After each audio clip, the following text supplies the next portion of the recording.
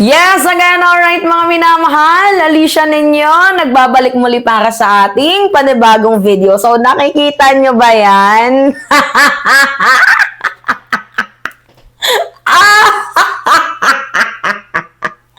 Ano na naman sasabihin ng mga DDS? Mga nakamaleta na naman yan. Hindi ba't yung mga totoong nakamaleta, yung nandyan sa Senado, na ayaw i-convene itong impeachment kay Vice President? Sino nga ba yung totoong may maleta? Di ba? Anyway, mag-usapan natin to. Sa'yo ng damdamin natin. Panalo tayo, mga minamahal. Panalo tayo. Impeach again. Pang Guinness Book of World Record na to, mga minamahal. Itong ni Vice President. Last year, gano'n. Tapos sumunod, gano'n. Aray mo. Diba? House case article versus VP Sara Duterte again with 255 votes. Aray mo.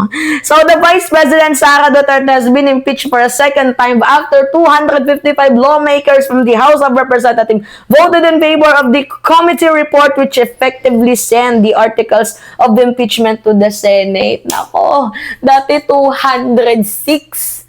Ngayon, 255. Puki ng ina, ang taas nito. Pang Guinness Book of World Record na kung kaya nga itong gawin ng Senado, ay ng Kongreso, dapat kaya itong gawin ng Senado. Gigigil ako dito eh. Alam naman natin, mga minamahal, na may impeach etong si Sara Duterte. Kaya tingnan ninyo, nababaliw, hindi na mapakali, hindi na alam ang gagawin ng mga puki ng inang mga DDS na to dito kay ng mga senador dito kay Vice President Sara Duterte. Nababaliw na sila. Kailangan nating matanggal na. Oo. Etong si, what do you call this, mga minamahal? Etong si Tito Soto. Kailangan na matanggal yan. Kailangan na ng Rigodon. Tapos, ang ipinalit itong si Cayetano. Tapos, malaman-laman natin, si Cayetano, papalitan din. Oo, papalitan din daw, mga minamahal. Ngayon, sino talaga ang totoong ipapalit dyan? Ano yan? Shortest time bilang Senate President, si Cayetano. Tomorrow, malalaman natin yan, mga minamahal.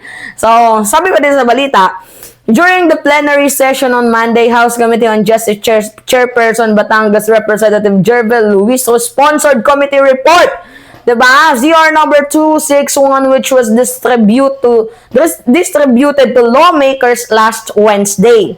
After several interpellation from lawmakers opposing the articles, a vote was called resulting into 255 lawmakers voting and 26 in negative and 9 abstention. Yung abstention, play safe yan. Yung 26 na siguro yan yung mga loyal kay Sara, hindi para sa bayan.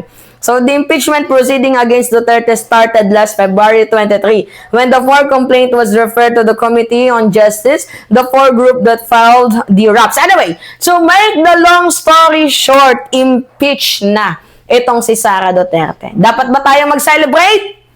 Sa ngayon, oo. Pero pagdating dito sa Senado, hindi tayo pwedeng mag-celebrate hanggat si Cayetano ang nandyan. Gets ninyo? Hindi tayo pwedeng mag-celebrate hanggat si Cayetano ang nandyaraan sa Senado kasi lulutuin nila ang impeachment.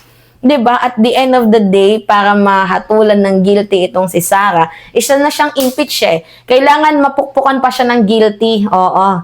Magagawa lang natin yan kapag ang mga senador ay merong tamang pag-iisip. Kaso kung yung mga senador, katulad ni Bato de la Rosa, nakakapasok pa lang nagwala na, iba na yun.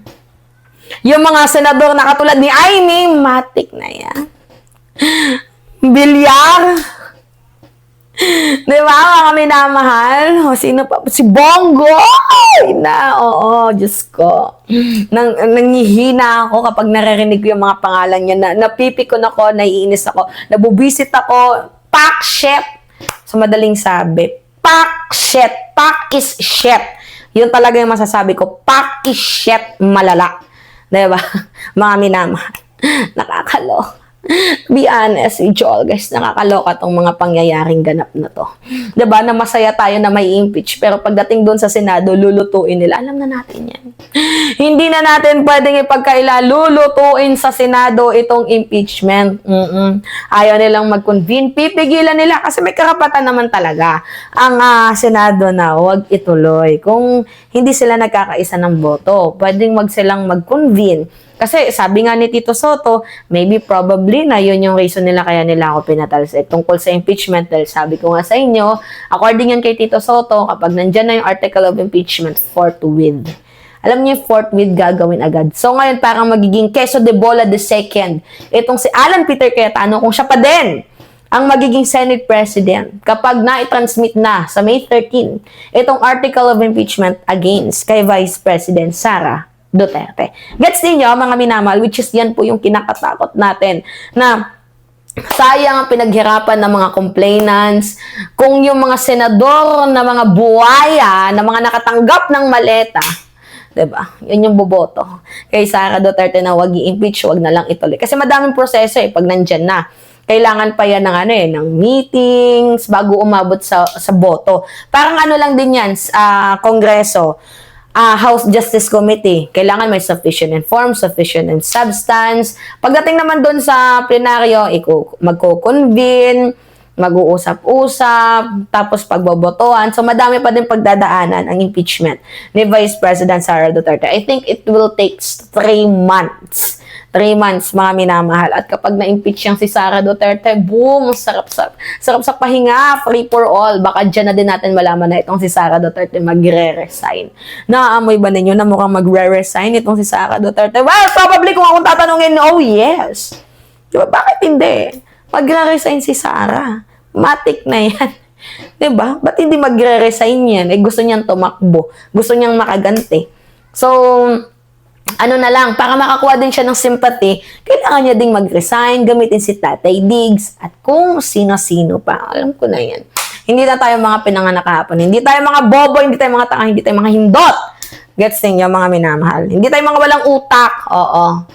Gets ninyo. Alam na natin yung mga mangyayari. May lutuan. Parang cooking show. Oo, yung mangyayari. Huwag naman sana. Please lang, maawa kayo sa mamamayang Pilipino, huwag niyong lutuin ng impeachment. Lutuin na lang ninyo yung mga karne ninyo sa bahay, pero yung impeachment, huwag na huwag niyong lulutuin dahil nakasalalay dito ang mamamayang Pilipino. Ang mamamayang Pilipino ang nakasalalay dito, tandaan ninyo. Diba? Ang kinabukasan ng mga Pilipino. Gusto niyong masave yung future namin, huwag niyong elect, huwag niyong hayaang makapasok ulit. So 2028 si Sara Duterte, not because takot ang lahat sa kanya, but because gusto namin na totoong public servant na hindi magnanakaw. Gets ninyo? Ayaw natin sa magnanakaw. 'Di ba, mga minamahal? Ayaw natin sa magnanakaw. Walang ganon. 'Di ba? Ayaw natin sa magnanakaw. Kung magnanakaw sila, 'di ba, paano pa magkakaroon ng better future ang bansa Pilipinas kung may mga magnanakaw? Gets? Anyway, it's me again, Alicia ninyo. Nagbabalik muli para sa ating panibagong video.